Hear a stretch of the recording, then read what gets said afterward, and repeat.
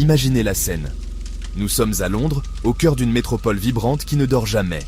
Une ville-monde, un centre financier global, un nexus culturel qui consomme de l'énergie avec une voracité insatiable. Chaque nuit, les lumières de la ville dessinent une constellation artificielle, alimentant des millions de foyers. Mais au-delà des apparences, cette énergie fait bien plus qu'éclairer les rues. Elle fait frémir les bouilloires pour le thé du soir. Elle fait tourner les serveurs des data centers, qui sont le cerveau de l'économie numérique. Elle propulse les rames du métro dans les veines souterraines de la cité. L'industrie, les transports, les communications, tout dépend d'un flux électrique colossal, constant et fiable. Mais d'où vient cette énergie ? Traditionnellement, des centrales locales, des parcs éoliens en mer du Nord. Mais que se passerait-il si une partie de plus en plus importante de cette puissance ne venait pas du voisinage immédiat, mais d'un tout autre continent ?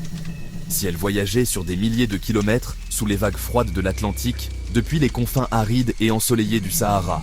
Voici la carte d'un projet qui ne se contente pas de transporter de l'électricité. C'est un projet qui redéfinit les frontières de l'énergie, de la géopolitique et de l'ingénierie. Le point de départ, la région de Guelmim Oued Naoun, dans le sud du Maroc. Une terre baignée de soleil que Rabat qualifie de Sahara marocain. C'est ici que l'énergie sera récoltée. Le point d'arrivée. Le Devon, dans le sud-ouest du Royaume-Uni. C'est ici que l'énergie sera livrée, prête à alimenter la demande britannique. Le nom de ce projet titanesque, l'un des plus ambitieux de notre siècle, X-Links. Au cœur de cette ambition, non pas un, mais 4 câbles sous-marins parallèles à courant continu haute tension, ou HVDC. Ils s'étendront sur une distance stupéfiante d'environ 3800 km. Pour mettre cela en perspective, c'est la distance entre Paris et Bagdad. C'est, sans aucune contestation possible, le plus long projet d'interconnexion électrique jamais conçu au monde. Pourquoi cette technologie est-elle si cruciale ? La réponse tient en 4 lettres. HVDC, pour courant continu haute tension. C'est la clé de voûte de tout le projet. Le courant que nous utilisons chez nous est du courant alternatif, ou AC. Il est parfait pour les courtes distances, mais sur des milliers de kilomètres, il perd une quantité prohibitive d'énergie, un peu comme un tuyau percé. Le HVDC, lui, est un pipeline énergétique. Il transporte l'électricité sous forme de courant continu, ce qui réduit drastiquement les pertes. Le processus est un balai technologique en 2 actes. D'abord, au Maroc, une gigantesque station de conversion transformera l'électricité produite en courant alternatif par les fermes solaires et éoliennes en courant continu. Cette énergie est ensuite propulsée à très haute tension à travers les 4 câbles sous-marins. Une fois arrivée en Grande-Bretagne, une seconde station de conversion, symétrique à la première, reconvertit le courant continu en courant alternatif, parfaitement synchronisé avec le réseau national britannique, prêt à être injecté et consommé. La perte totale sur ce trajet de 3800 km est estimée à moins de 13%. Un véritable exploit d'ingénierie. Et d'où proviendra cette électricité ? De sources quasi inépuisables, un véritable trésor naturel. D'abord, d'immenses parcs solaires photovoltaïques, couvrant une superficie combinée de près de 1500 km². C'est plus grand que la ville de Rome. Ensuite, la force du vent de l'Atlantique. Des parcs éoliens seront stratégiquement placés pour capter les alizés, ces vents remarquablement constants et prévisibles qui soufflent le long de la côte marocaine. La combinaison de ces 2 sources, le soleil le jour et le vent qui souffle souvent plus fort la nuit, est la clé de la fiabilité du projet.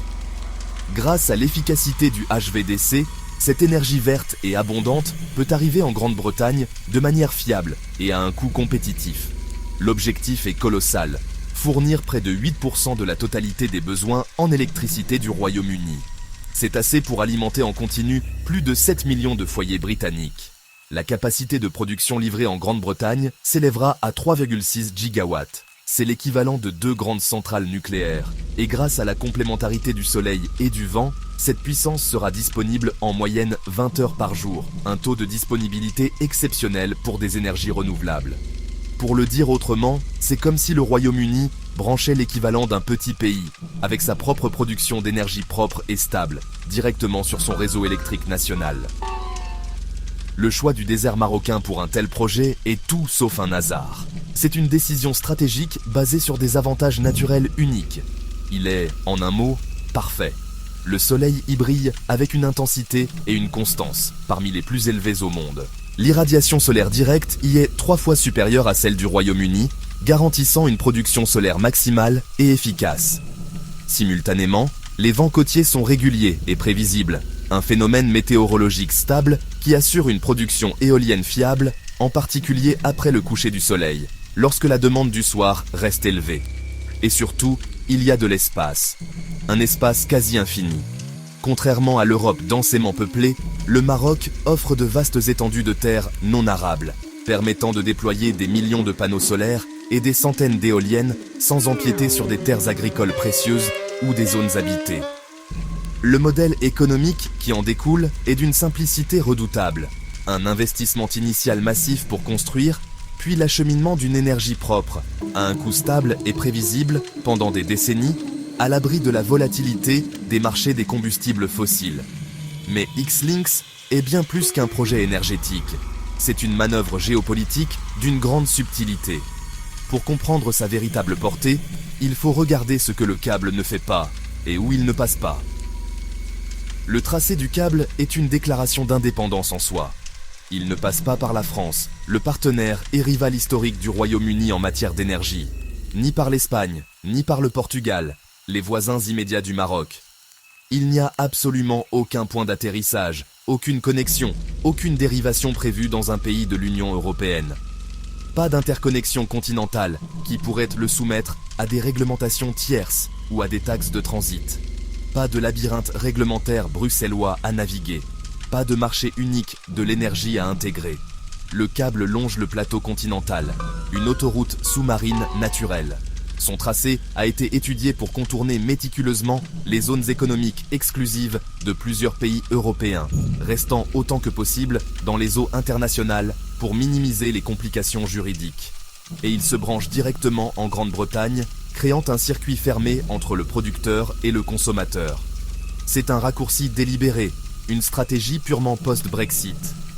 Elle vise à garantir la sécurité énergétique du Royaume-Uni en créant des partenariats bilatéraux forts, en dehors du cadre politique et commercial de l'Union européenne.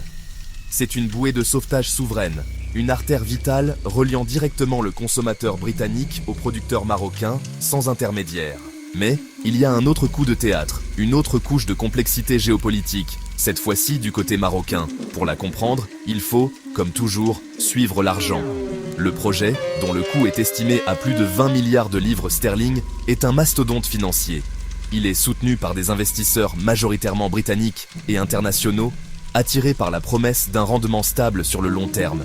Le montage financier repose sur des accords d'achat d'électricité à long terme, ou PPA. Ces contrats garantissent un prix fixe pour l'électricité qui sera livrée au Royaume-Uni, et ce, sur une période de plusieurs décennies. C'est cette prévisibilité qui rend le projet bancable. Cet investissement massif ne crée pas seulement un lien énergétique, il tisse un cordon ombilical économique et politique qui ancre fermement les intérêts britanniques et internationaux dans le sol du sud du Maroc. Et c'est là que l'acte économique devient politique. Pour de nombreux observateurs, cet investissement colossal est une forme de reconnaissance de facto de la souveraineté marocaine sur ce territoire. C'est un vote de confiance, non pas diplomatique, mais économique, dans le contrôle, la gouvernance et la stabilité que le Maroc assure sur le terrain. La logique commerciale est implacable. Les entreprises et les fonds d'investissement ne déploient pas des infrastructures critiques d'une valeur de plusieurs milliards de livres sur des territoires qu'ils jugent instables, contestés ou temporaires. Ils parient sur la durabilité, la stabilité et la permanence. En investissant dans X-Links, ils parient sur la permanence du statut de cette région sous administration marocaine. Alors, X-Links est-il simplement un projet énergétique visionnaire, une solution ingénieuse à la crise climatique? Ou est-ce le câble du siècle, un instrument de soft power qui, par le simple fait de son existence, de son tracé et de son financement, redéfinit la carte politique et énergétique de toute une région? Une chose est certaine, si ce projet est mis en service comme prévu dans les années à venir, l'avenir énergétique de Londres, et par extension du Royaume-Uni, battra, en partie, au rythme du soleil et du vent du Sahara. Ce ne sera plus une dépendance subie aux hydrocarbures, mais une interdépendance choisie, stratégique et profondément politique.